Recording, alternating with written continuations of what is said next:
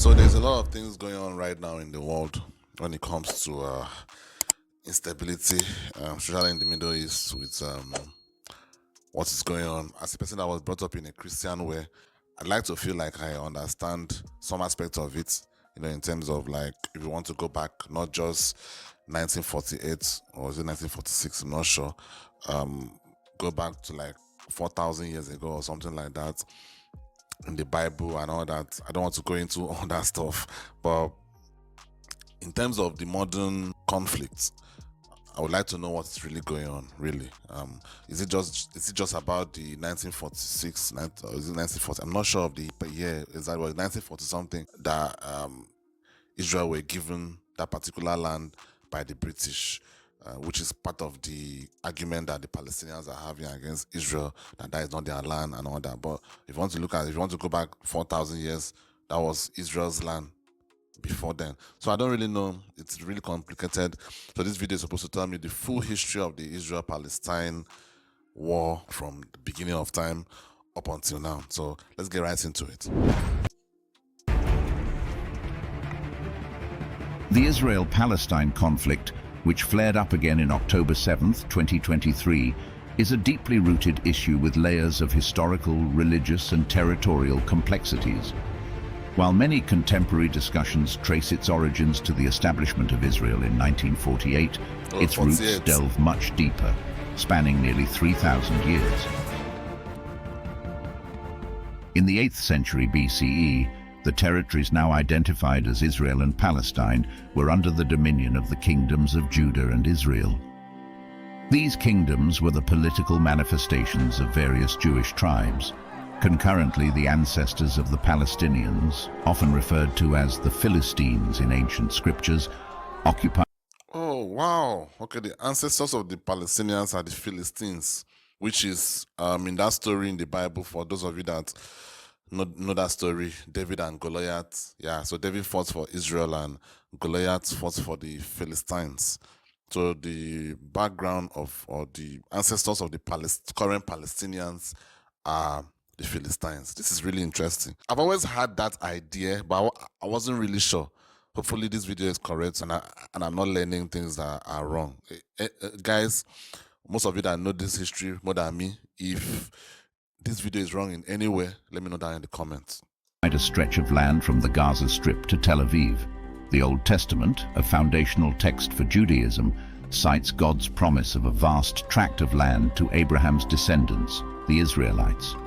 This divine promise became a cornerstone for early territorial disputes. By 722 BCE, the Assyrians, under King Sargon II, reshaped the geopolitical landscape by annexing the Kingdom of Israel. Wow! To suppress potential rebellions, the Assyrians adopted a strategy of population displacement. This led to the Jews' gradual assimilation with diverse cultures across the Assyrian Empire, diluting their unique identity. The late 7th century BCE saw... I mean, there's this theory that the original Jews were way darker than the current Jews. I mean, I don't really know how true that is. I know that a lot of people that claim the picture that we have of Jesus Christ is not the real picture of Jesus Christ that was created by the Europeans. At the end of the day, all these theories are just so confusing at the end of the day, and it's really frustrating because I wish there was a 100% accurate depiction of things, without any arguments or any of that stuff. In other aspects of history, we have at least a way more accurate depiction of it than when it comes to things in the Bible, and it's understandable because what happened during this period is a way longer time than what happened with Genghis Khan, for example, or the Roman Empire, or people like that. This particular history was way longer than this.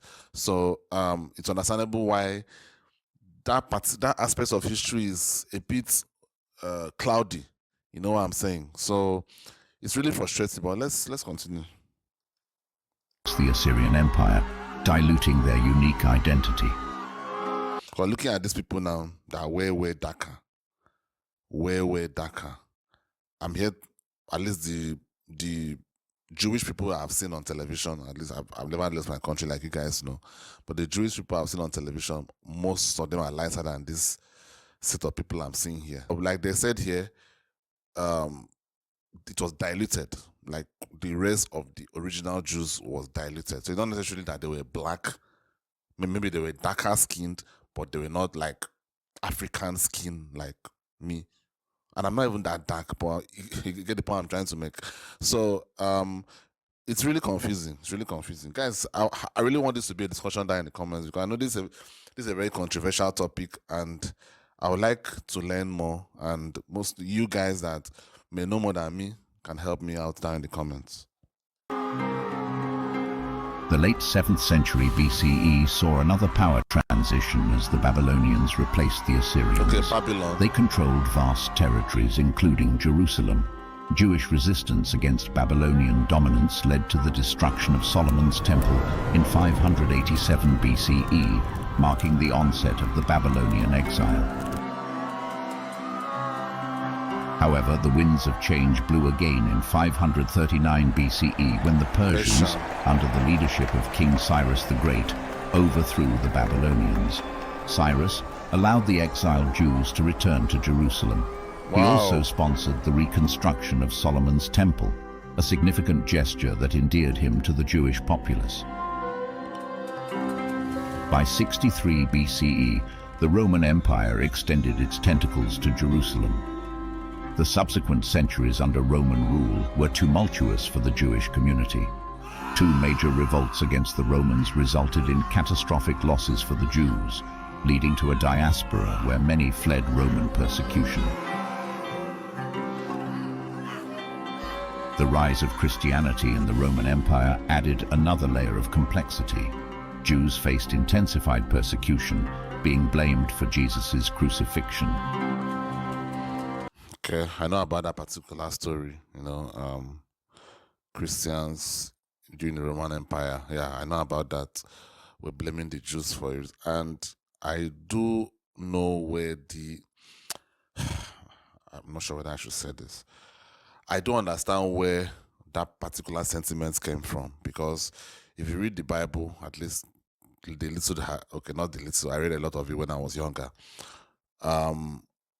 Pilate, who sentenced Jesus Christ to crucifixion, yeah, the Romans were the ones that actually put down Jesus, but he actually asked the masses, which were, which most people say were the Jews at the time. He asked them, this man has not done anything. Why do you want me to do this? And they said, you get what I'm trying to say. So I get that. I think that is where that particular sentiment came from. If I'm right, if I'm wrong, tell me that in the comments. At the end of the day, I'm just speculating here. I think some of the things I'm saying are kind of right. I'm not saying it was the right thing. I'm not saying what they did was good or right or correct. I'm just saying that I do understand where that sentiment came from. You get what I'm saying? This persecution persisted until 638 CE, when Muslims under Caliph Umar conquered the region. This conquest ushered in a period of relative religious tolerance, allowing Jews to return to Jerusalem. For the subsequent centuries, the majority of Jews resided in Europe, where they faced a myriad of challenges, including discrimination, pogroms, and socio-economic restrictions. Conversely, the period of Ottoman dominion in Jerusalem, spanning from 1517 to 1917, was probably the most peaceful, right? I think I've heard that before they say it. I just wanted to just put that in there. Was of considerable importance for the Jewish community in the city. The Jewish population in Jerusalem saw a significant uptick during the Ottoman reign. Okay. By the onset of the 19th century, Jews emerged as the most substantial religious group in the city. Under the Ottoman administrative structure, Jews were categorized as a dhimmi community, denoting their status as protected non-Muslim subjects. Although they faced certain financial obligations and limitations, they were predominantly allowed the freedom to practice their religious customs unhindered.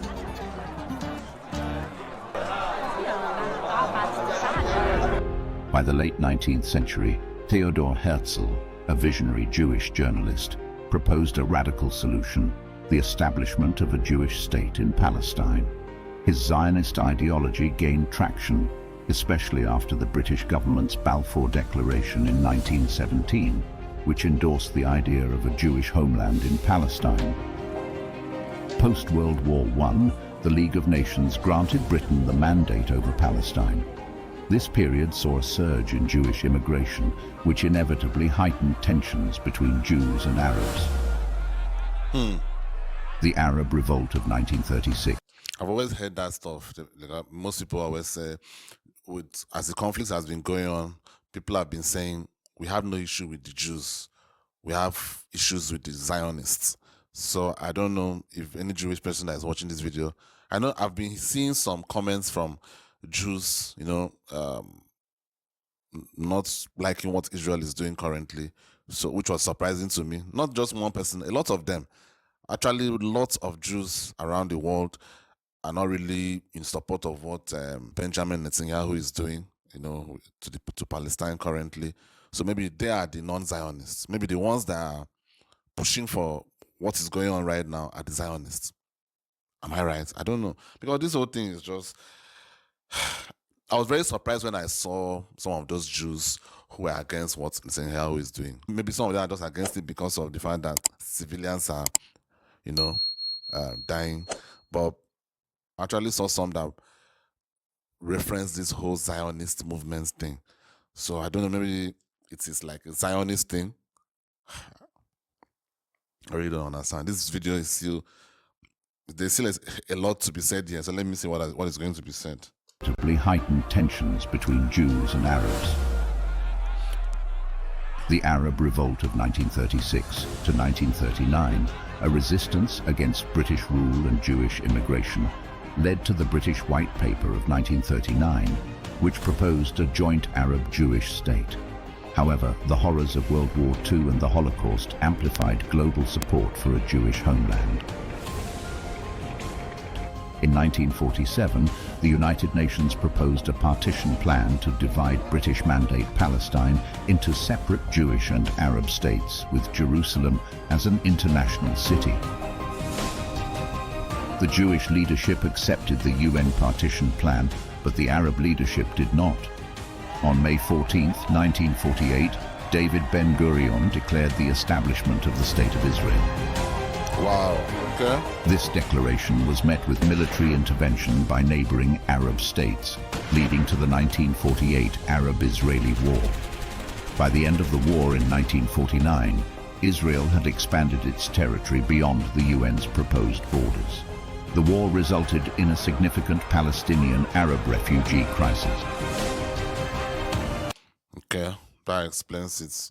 I can now see where the whole comment of this was not their land and all that stuff. I can now see where that comment is coming from, because they even still expanded, But if I'm trying to play devil's advocate here, I would say most parts of the world was stolen or taken on some level. Like even most countries that we are, most places that we are in this world was taken. One way or the other, it was taken. So, in still putting on that devil's advocate cap, I would say, well, a war was fought, Israel won, and they took the land. So, I don't know, man. I don't know. I think this is like one of the most complicated conflicts in the history of the world. It's a conflict that most people will never understand 100%. We'll always just have the speculation and all that. Because despite all that, I do understand that the British created this, gave Israel this place and all that kind of thing. But you could also say, well, Israel was there way before, they were now pushed out to Europe, to many parts of Europe, or out of the current Israel. So, I mean, it's really really I don't know, man. It's really really confusing, but let me keep learning. The 1950s saw a series of skirmishes and reprisal attacks between Israel, its Arab neighbors, and Palestinian groups.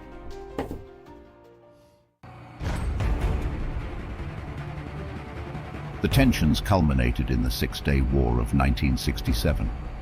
Preempting a perceived Arab attack, Israel launched strikes against Egypt, Jordan, and Syria.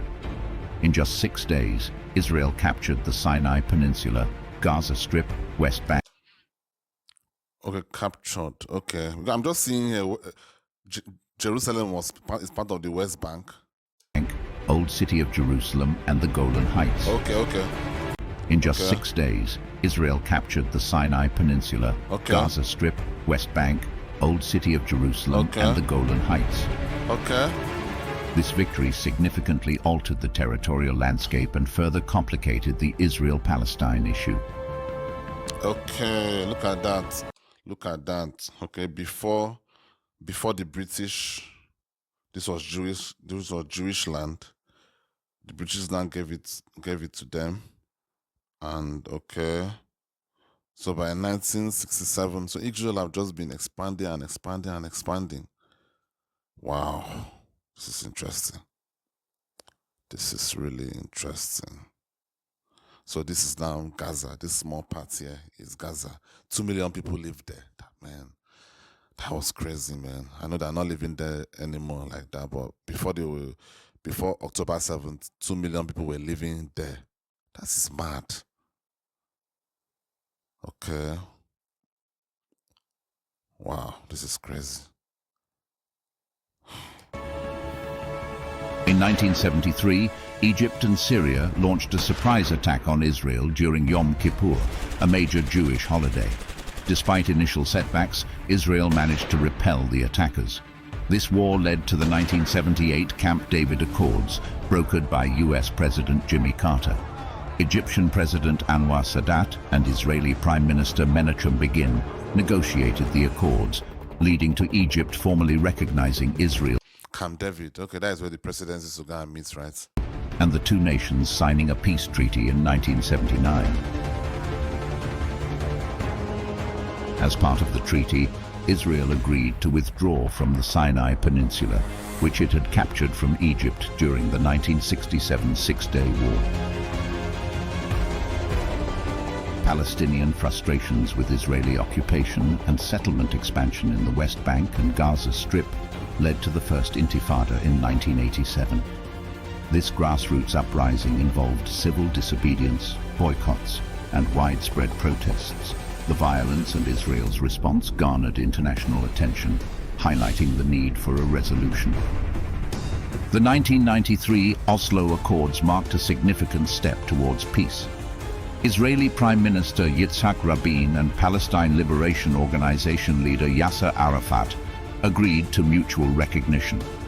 The accords proposed a phased withdrawal of Israeli forces from parts of the West Bank and Gaza and the establishment of a Palestinian Authority.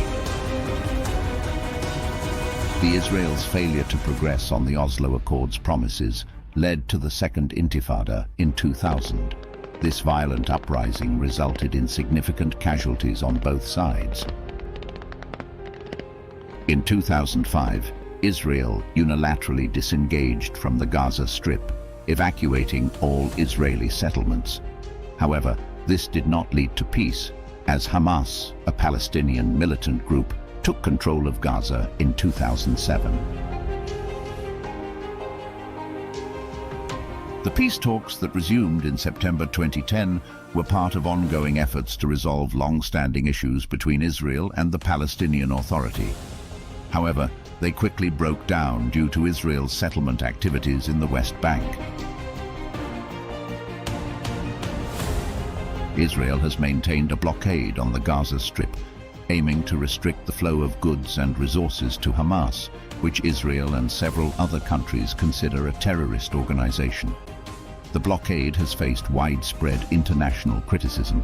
The May 2010 Gaza flotilla raid heightened tensions as Israeli forces intercepted a flotilla aiming to breach the blockade, resulting in the deaths of 9 Turkish nationals.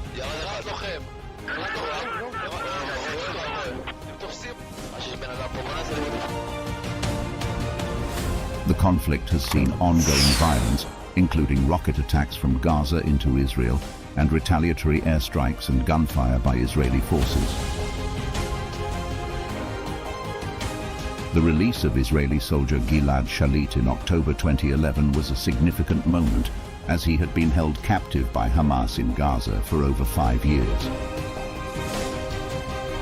Major military operations in Gaza occurred in 2012 and 2014, with significant loss of life and infrastructure damage, particularly during 2014's Operation Protective Edge. In 2018, the move of the US Embassy from Tel Aviv to Jerusalem was a controversial decision that sparked widespread protests. The US's peace plan proposed in 2020 was rejected by the Palestinians, given the inequality in the proposed population exchange and the transfer of 1/3 of Palestine, including most of its best agricultural land, to new Jewish settlers. In the same year, the normalization agreements with the UAE and Bahrain, known as the Abraham Accords, marked a significant shift in regional dynamics, with Israel establishing formal diplomatic relations with these Gulf states. Clashes in the Sheikh Jarrah neighborhood of East Jerusalem over evictions of Palestinian families escalated in April 2021. Jacob, you know this is not your house. Yes, but if I go, you don't go back. So what's the problem? Why are you yelling at me? I didn't do this. I didn't do this. But It's easy to yell at me, but I didn't do this. you are stealing my house. And if I don't steal it, someone else is going to steal it. Whoa! These tensions ultimately contributed to a full-scale conflict in May 2021 between Israel and Hamas in Gaza. 2022 saw continued violence, including a January rocket attack on Tel Aviv from Gaza and another Gaza conflict. In October 2023, a major infiltration by Hamas from Gaza into Israel occurred, resulting in the killings of over 1,000 civilians and the abduction of around 200 soldiers and civilians. Man, that infiltration is still something that is very shocking to me, because from what I learned, the Mossad, which is like the Israel version of the CIA or the KGB, that like probably the best in the world, even more than the CIA or even more than the KGB, from what I learned. So I was very, very shocked that such a great intelligence agency allowed this to happen. Like, I do understand a rocket strike, that one, you could miss it, but a planned out attack like this, I mean, I saw some conspiracy theories, and I'm someone that doesn't like looking at conspiracy theories, but man, the more I think about it, the more I begin to believe that conspiracy theory. I'm sure most of you have heard that conspiracy theory before. I don't know what you guys think about that, but that was really, really something that I was really thinking of it very heavily. Like, how was it possible that this was allowed to happen? Something so calculated and so well planned. I mean, these people were able to go in, abduct people, and go back to Gaza. I mean, the whole thing was, I don't know, but maybe you guys can explain to me how it could have been possible, because I just couldn't see it. Seriously.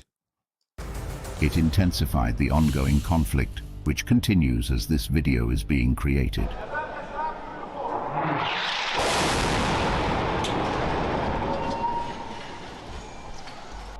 Israel retaliated by launching airstrikes on Gaza, resulting in killing thousands of Palestinians, including women and children, according to UN. The story of Israel and Palestine is long and complex, filled with fights over land and differences in beliefs. As we end this video, these stories remind us of the ongoing troubles in this part of the world. They invite us to learn more and ask questions to understand better. Wow, man. This was a very great learning. There were some things there that I knew already, but I've been able to learn more.